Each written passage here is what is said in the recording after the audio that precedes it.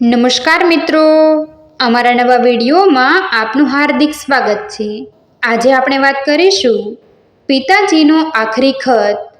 હદ થઈ ગઈ સુદેશ, હવે મારાથી વધુ સહન નહીં થાય। હું પરણીને આવી ત્યારથી આજ સુધી આ ઘરમાં એક નોકર અને ભઠિયારા તરીકે જ જીવું છું। મને આઝાદી ક્યારે? અષાઢના પ્રથમ દિને આકાશમાં મેઘાડંબર જામ્યો હતો। કાળા ડિબાંગ વાદળોએ સમગ્ર આકાશ ઉપર પોતાનો કબજો જમાવ્યો હતો। સાંબેલા ધારે અવિરત વરસાદ વરસી રહ્યો હતો। આકાશમાં વીજળી કડાકા સાથે ઝબૂકી રહી હતી। શહેર અને સોસાયટીના રસ્તા સૂમસામ હતા। દૂર દૂર વરસાદમાં ક્યાંક ભીંજાતા કૂતરાનું આછું રુદન સંભળાતું હતું। તે સમયે પોતાના બેડરૂમમાં રડતા રડતા સુરેખાએ પતિને ફરિયાદ કરી। ઘરની બહાર વરસતા વરસાદની ઠંડક હતી, ત્યારે બેડરૂમમાં સુરેખાની આંખોમાંથી વરસતા આંસુ સાથે ઉકળાટ અને ગરમી હતા। વળી ફરી શું થયું? હર હંમેશ પત્નીની ફરિયાદથી ત્રાસ્ત થયેલ સુદેશે થોડા અકળાઈને પૂછ્યું, કેમ, તને કાંઈ જ ખબર નથી? આ તો રોજનો પ્રશ્ન છે। રોજ ઉઠીને બાપુજીની ફરિયાદ કરતા મને શરમ આવે છે, પણ તને તારા પિતાને ફરિયાદ સંભળાવવામાં શરમ નથી આવતી? તું ગમે તે કર, પણ હવે બાપુજી આપણી સાથે નહીં રહી શકે। તે મારો આખરી ફેસલો છે। સુરેખા ડૂસકા ભરવા માંડી। બાપુજી આપણી સાથે નહીં રહી શકે એટલે તું શું કહેવા માંગે છે? સુદેશનું લોહી ઉકળી ઉઠ્યું। તું કાન ખોલીને સાંભળી લે કે બાપુજી આપણી સાથે નથી રહેતા, પણ આપણે બાપુજી સાથે રહીએ છીએ। આ પોશ વિસ્તારના બંગલાના માલિક બાપુજી છે, આપણે નથી। તારે જે કહેવું હોય તે નીચા સ્વરમાં શાંતિથી કહે। સુદેશે રોકડું પરખાવ્યું।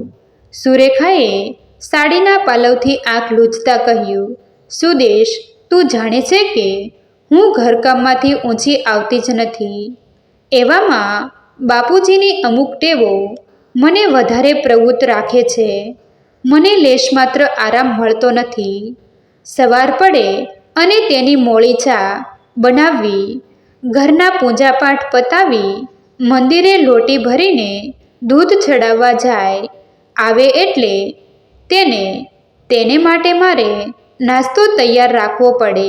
બપોરે તેને ગરમ રોટલીએ જમાડવા, સાંજે ફરી તેની મોળી ચા, સાંજનો નાસ્તો અને રાત્રે તેને માટે બાજરીના 2 રોટલા ટીપવા।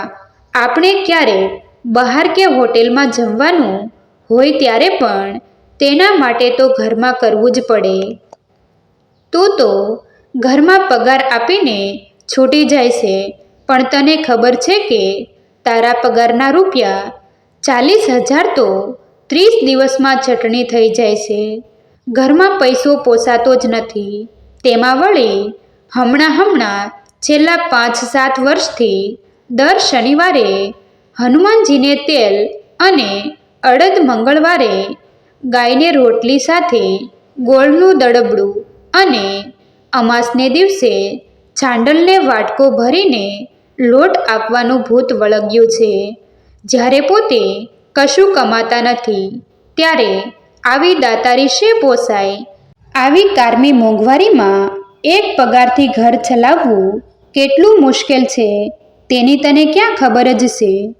દિવસ આખો ઢસરડો કર્યા પછી મારા નસીબે તો સવારના 1 ગ્લાસ બોર્નવિટા સિવાય આખા દિવસમાં દૂધ જ નથી, અને મંદિરે ઢોળી આવવા દૂધ આપવું પડે છે, અને એટલે જ બાપુજીને સવારે પોતાની દવા દૂધને બદલે પાણી સાથે લેવી પડે છે। તારું વ્યાખ્યાન પૂરું થયું। હવે હું કહું, સાંભળ। સુરેખાના વેણથી હાડોહાડ સળગી ગયેલ સુદેશે માનસિક કાબુ ગુમાવ્યા વિના કહ્યું, સુરેખા, તું વડીલની અમાન્ય અને મર્યાદા ચૂકી રહી છો। તું જે રીતે બોલે છે તે પરથી મને લાગે છે કે તારી ફઈએ તારું નામ સુરેખા નહીં પણ વક્રરેખા પાડવાની જરૂર હતી. તારી આ ભાષા અને બાપુજી પ્રત્યેનો પૂર્વાગ્રહ તારા સંસ્કાર અને માતા પિતાએ આપેલી કેળવણીને લજવે છે. વડીલને અને ખાસ કરીને વૃદ્ધ માતા પિતાની સેવા તે ખુદ ઈશ્વરની સેવા છે. અને એમાં તું નવું પણ શું કરે છે? બાના અવસાન પછીથી બાપુજી સતત વ્યગ્ર અને તણાવમાં રહેતા હતા, એટલે મેં જ સામેથી તેને પ્રેક્ટિસ બંધ કરાવી છે. માણસ જીવે ત્યાં સુધી કમાય એમ તારું કહેવું છે. સુદેશને આગળ બોલતા અટકાવી સુરેખા વચ્ચેથી બોલી. સુદેશ, તારી સેવાની વાત કબૂલ, પરંતુ સેવાની પણ એક સીમા હોય છે. સીમા વિનાની સેવા એ સેવા નહીં પણ વેઠ અને મજૂરી કહેવાય. અને હું વેઠ કરતી હોઉં એવું મને લાગે છે. મારા પપ્પા અને બાપુજી બંનેએ સાથે વકીલાત પાસ કરી. બંનેએ એક જ દિવસે પ્રેક્ટિસ શરૂ કરી. આજે મારા પપ્પાએ મારા બંને ભાઈઓને 4 બંગડીવાળી ઓડી અપાવી છે, જ્યારે તું આજે પણ લોન ઉપર લીધેલું સ્કૂટર ફેરવે છે. સુદેશને સુરેખાના તીખા વચનો રામબાણ જેવા લાગતા હતા, છતાં મગજ ગુમાવ્યા વિના પોતાની રજૂઆત ચાલુ રાખી. તારી વાત સાચી છે, પરંતુ બાપુજી સિદ્ધાંતવાદી હતા અને છે. તેઓએ પ્રામાણિકતા, સત્ય, વફાદારી, નિષ્ઠા અને નીતિથી કમાવા માટે થઈને કદાપી કોઈ ફોજદારી કે ક્રિમિનલ કેસ લડ્યા જ નથી, અને છેક સુધી દીવાની અને રેવન્યુના કેસ તો હાથમાં જ લીધા છે. જો એમ ન કર્યું હોત તો મારી પાસે પણ મર્સિડીઝ ઉપરાંત મારા 2 બંગલા હોત. બાપુજીએ એક બેનને સીએ અને બીજી બેનને ડૉક્ટર બનાવી વિદેશમાં સ્થિર કરી. બાની ગંભીર બીમારી અને ઓપરેશન પાછળ પૈસો ખર્ચ્યો. આપણા લગ્ન પાછળ હિસાબ વિનાનો ખર્ચો કર્યો. અને જ્યારે બાના અવસાન બાદ તે પૂરી રીતે ભાંગી ચૂક્યા અને વિચારવાયુના માનસિક દર્દી થયા, એટલે મેં તેને વ્યવસાય મુક્ત થવા આગ્રહ કર્યો. તમારી બહેનોને ઉચ્ચ અભ્યાસ કરાવી વિદેશ સ્થિર કરી, એમાં તમને શું મળ્યું? ઈર્ષ્યાનો સાપ સુરેખાની આંખોમાં આળોટ્યો હતો. સુદેશે કહ્યું, મને આ બેંકની પ્રતિષ્ઠિત નોકરી. હું જે છું તે બાપુજીને આભારી છે. બાપુજી 2-3 બેંકના કાનૂની સલાહકાર હતા અને તેના સારા સંબંધો થકી મને બેંકની નોકરી મળી, અને મારી કાર્યદક્ષતાથી હું આજે જનસંપર્ક અધિકારી છું. પણ મને એમ લાગે છે કે પબ્લિક રિલેશન ધરાવતા મારા પ્રાઇવેટ રિલેશન આજે જોખમમાં હોય તેવું દેખાય છે. સુરેખા, તું કેમ ભૂલી જાય છે કે આ એ જ બાપુજી છે જેણે તારી પ્રસૂતિ સમયે તારો જીવ જોખમમાં હોવાથી ઉઘાડા પગે અંબાજી દર્શન કરવાની માનતા રાખી હતી, અને જ્યારે હેમખેમ પ્રસૂતિ પાર પડી ત્યારે વૈશાખના ધોમધખ્યા તાપમાં ઉઘાડે પગે અંબાજી દર્શન કરવા ગયા હતા. 10 દિવસે પગમાં પડેલા ઝળેલા ડાયાબિટીસને કારણે જ્યારે ન રૂઝાયા ત્યારે એણે ઘરે ડ્રેસિંગ કરાવવા પ્રાઇવેટ કમ્પાઉન્ડર આવતો. આજે એ જ બાપુજીની અવસ્થાએ થોડો સહકાર આપવો એ તને મજૂરી અને વેઠ લાગે છે? આજે જો બા હોત તો તારે આવી ફરિયાદ કરવાનો અને મારે તારા કટુ વચન સાંભળવાનો મોકો જ ન આવ્યો હોત. એક વાત તું કાયમ માટે યાદ રાખજે કે વૃક્ષ ભલે ફળ ન આપે પણ છાંયડો તો જરૂર આપે છે. આટલું બોલતા સુદેશ ભાવુક બની ગયો. તેની આંખોમાં ઝળઝળિયા આવી ગયા. તેને ભાવુક બનેલો જોઈ સુરેખા હૂણી પડી. તેના ઉગ્ર અવાજ ઉપર લગામ લાગી હોય તેમ ઢીલા અવાજે બોલી, સુદેશ, એક વાત તો નક્કી છે કે લગ્ન સમયે તું જે હતો તે હવે નથી રહ્યો. તું બદલાઈ ગયો છે. ના, સુદેશે જવાબ વાળ્યો. સુરેખા, હું નથી બદલાયો. મારો સમય બદલાયો છે. મારા સંજોગ બદલાઈ ગયા છે. આપણા લગ્ન સમયે બાની હયાતી હતી. બાપુજીની આવક ચાલુ હતી અને બાના જીવતા મેં કદી શાક માર્કેટ નથી જોઈ, નથી કોઈ જવાબદારી ઉપાડી. હું જે કમાતો તે બિંદાસ રીતે આપણે વાપરતા. નથી એક પાઈની બચત કરી. આજે સંજોગ બદલાયા. બા નથી, બાપુજીની આવક નથી. ચિરાયુના ભવિષ્ય અને શિક્ષણની જવાબદારી ઉપરાંત ઘરની અને બાપુજીની જવાબદારી આવી પડી છે. જીવન એક સંઘર્ષ છે એવું સાંભળેલું, પણ આવો કઠિન અને ભીષણ સંગ્રામ હશે તે આજે ખબર પડે છે. તારે થોડા વધુ સમજદાર અને મેચ્યોર થવાની જરૂર છે. સુરેખાની આંખ ભીની થઈ. યુદ્ધ પછીની શાંતિ જેવો માહોલ બેડરૂમમાં સર્જાયો. ઘડિયાળમાં રાત્રિનો 1 વાગ્યો હતો. બહાર વરસાદ અને પવન ફૂંકાવો ચાલુ હતો. ઘરની અંદરનું વાવાઝોડું શમી ગયું હતું. બંને જણા પોતપોતાની જગ્યાએ સૂઈ ગયા. સુદેશ સુરેખાના બેડરૂમની બાજુમાં જ પરમ સુખરાયનો બેડરૂમ હતો. રાતની નીરવ શાંતિમાં પુત્ર અને પુત્રવધૂ વચ્ચે ચાલતું શાબ્દિક યુદ્ધ તેને સ્પષ્ટ સંભળાતું હતું. પહેલેથી છેલ્લે સુધીના શબ્દ સાંભળેલા સંવાદોએ પરમ સુખરાયને ભાંગી નાખ્યા. પથારીમાં પડ્યા પડ્યા વિચારે ચડ્યા. હું આટલો બધો આકરો છું, જેને 7 ફેરા ફેરવી મારો ઘરનો ઉંબર દેખાડ્યો અને પુત્રવધૂનો દરજ્જો આપ્યો, તેની પાસે મારી આટલી જ કિંમત? શૂન્યમનસ્ક અવસ્થામાં તે પથારીમાંથી ઉઠ્યા. સામે દિવાલ ઉપર લટકતી ભોળાનાથની છબી સામે હાથ જોડી બોલ્યા, હે પ્રભુ, વિધુરાવસ્થા અને વૃદ્ધાવસ્થા બંને એકસાથે તે મને આપ્યા. મારા ઉપર થોડી દયા તો કરવી હતી ને? અત્યાર સુધી હું એમ માનતો હતો કે મનુષ્ય જીવનના 3 તબક્કામાં સૌથી વધુ સુંદર વૃદ્ધાવસ્થા છે, પણ તે મારો ભ્રમ હતો. પરમ સુખરાયના મનોવેદનામાં તુમુલ મનુદ્યુત ખેલાતું શરૂ થયું. એક બાજુ પૌત્ર પ્રત્યેનો પ્રેમ, લાગણી અને વિવેશતા, જ્યારે બીજી બાજુ સ્વમાન. અંતે સ્વમાનનો વિજય થયો. પરમ સુખરાયે તક્ષણ ઘર છોડી ચાલ્યા જવાનો કઠણ નિર્ણય કરી લીધો. જતા પહેલા પૌત્ર ચિરાયુના અભ્યાસખંડ તરફ વળ્યા. ચોમાસાની અડધી રાતની માદક ઠંડકમાં તે ઘસઘસાટ ઊંઘતો હતો. પરમ સુખરાય તેના પલંગ પાસે જઈ ઊભા રહ્યા. ઘડીભર તેને તાકીને નિહાળ્યા બાદ ચિરાયુના ઘટાદાર વાંકડિયા વાળ ઉપર પ્રેમથી હાથ ફેરવ્યો.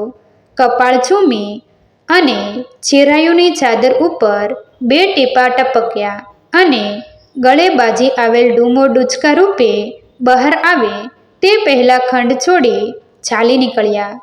પરમ સુખરાયે શહેરના વિશાળ રસ્તાની વાટ પકડી લીધી.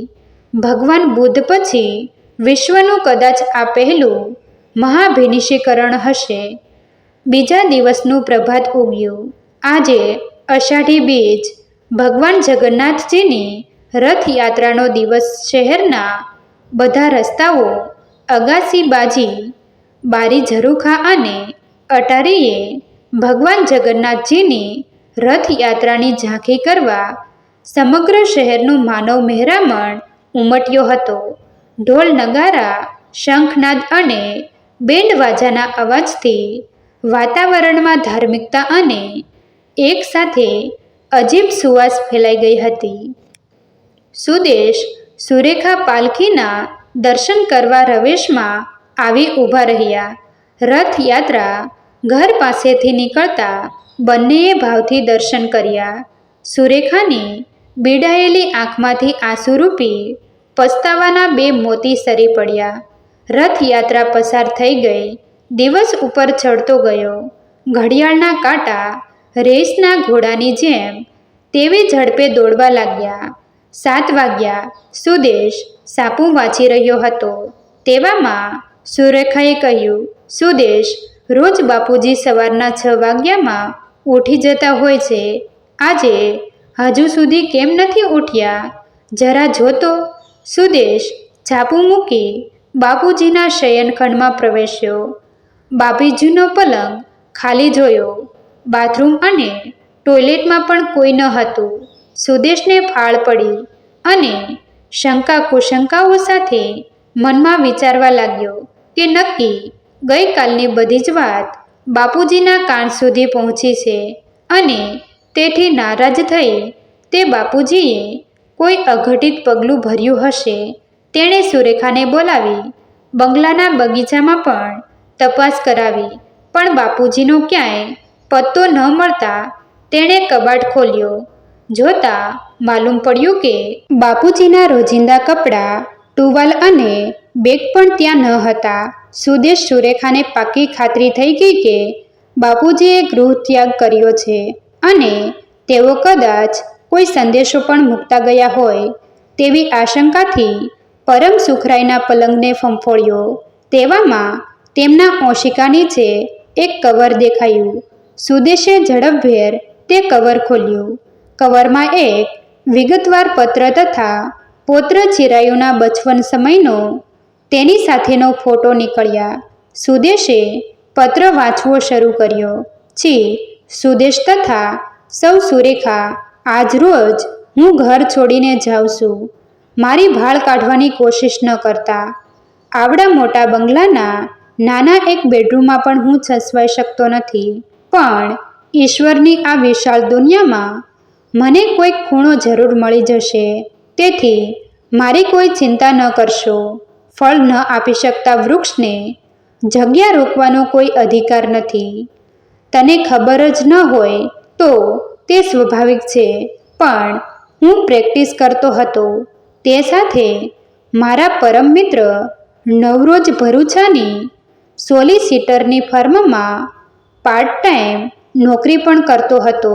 મેં લગભગ 22 વર્ષ ત્યાં કામ કર્યું અને મને ત્યાંથી મળતો પગાર બચાવી તે રકમ મેં શ્રી ચિરાયુનો જન્મ્યો તે સમયે જ તેના માટે તેના નામે 25 વર્ષ માટે મૂકી દીધેલ, જે આ સાથે બેંકની ફિક્સ ડિપોઝિટ છે. 25 વર્ષ બાદ તેના લગ્ન સમયે આ રસીદ પાકશે ત્યારે તેમાંથી એક સુંદર ફ્લેટ ખરીદી શકાય તેટલી રકમ હાથમાં આવશે, જે ખરીદીને મારા તરફથી તેને લગ્નની ભેટ રૂપે આપશો, જેથી ભવિષ્યમાં તેને સુરેખાની જેમ વેટ કરવા માટે વડીલો સાથે સંયુક્ત રહેવાની જરૂર ઊભી ન થાય. એટલું જ નહીં, પણ તે શરૂઆતથી જ આઝાદીનું જીવન જીવી શકે.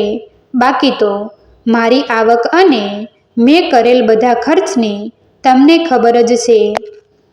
એટલે આથી વિશેષ મારી પાસે આશીર્વાદ સિવાય આપવા જેવું કશું નથી.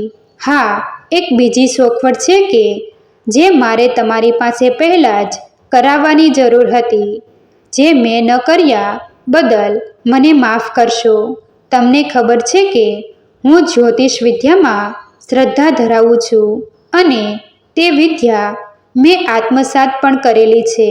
તે મુજબ એક શ્રી ચિરાયુના જન્માક્ષર મેં જ બનાવ્યા હોય. હું જાણું છું કે તેનો શનિ નીચ સ્થાને પડ્યો હોય અને તેના પર રાહુની વક્ર દ્રષ્ટિ પડે છે.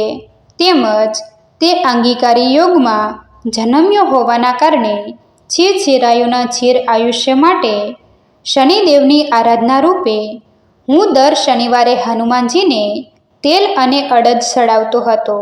બીજું, તે જ રીતે સૌ સુરેખાના જન્માક્ષરમાં ચંદ્ર મંગલની યુતિ છે અને મંગલ ચોથે સ્થાને હોય તેનો સ્વભાવ ઉગ્ર અને તામસી પ્રકૃતિ હોવાથી વાણી દ્વારા થતા નુકસાનને અટકાવવા ઈશ્વર તેને સદ્બુદ્ધિ આપે માટે તેની વિધિ અર્થે હું દર મંગળવારે ગાયને ગોળ સાથે રોટલી આપતો હતો. ત્રીજું, ભગવાન શંકરને દુગ્ધાભિષેક કરવાથી પરિવારના સુખ શાંતિ અને સમૃદ્ધિ બરકરાર રહે છે. તે કારણે હું રોજ મહાદેવને દૂધ ચડાવવા મંદિરે જતો હતો. ચોથું, દર અમાસે સાંડલને અન્નદાન કરવાથી તમારા સ્વર્ગસ્થ માતુશ્રીના આત્માને શાંતિ મળે તે માટે હું દર અમાસે અન્નદાન કરતો હતો. ઉપરોક્ત કોઈ પણ દાન ધર્માદા મારા અંગત હિત કે સ્વાર્થ માટે ન કરતા પરિવારની સુખાકારી માટે કરેલ છે. હું જાણું છું અને સમજુ પણ છું કે આવી કારમી મોંઘવારીમાં એકમાત્ર કમાણી ઉપર આવી દાતારી ન પોસાય. તેમ છતાં જો તમને આર્થિક રીતે પરવડે તેમ હોય અને શ્રદ્ધા હોય તો ચાલુ રાખશો. મારા તમારી સાથે રહેવાથી સૌ સુરેખાને પડેલી તકલીફ અને કષ્ટ બદલ હું દિલથી માફી માગું છું. તમારા તથા ચિરચિરાયુના આરોગ્યનો ખ્યાલ રાખશો. ઈશ્વર તમારા સહુનું કલ્યાણ કરે તેવી પ્રાર્થના. લી બાપુજીના આશીર્વાદ. મિત્રો, તમને જો આ વિડીયો પસંદ આવ્યો હોય તો વિડીયોને લાઈક અને તમારા અન્ય સગા સંબંધી મિત્રો સાથે વિડીયોને શેર કરવાનું ભૂલતા નહીં. અને આવા જ નવા જીવન ઉપયોગી, જીવનમાં કંઈક નવું કરવાની પ્રેરણા મળે તેવા વિડીયો જોવા માટે અમારી ચેનલ સાથે બન્યા રહો. થેન્ક યુ મિત્રો. મળીએ છીએ એક નવા વિડીયો સાથે. આભાર.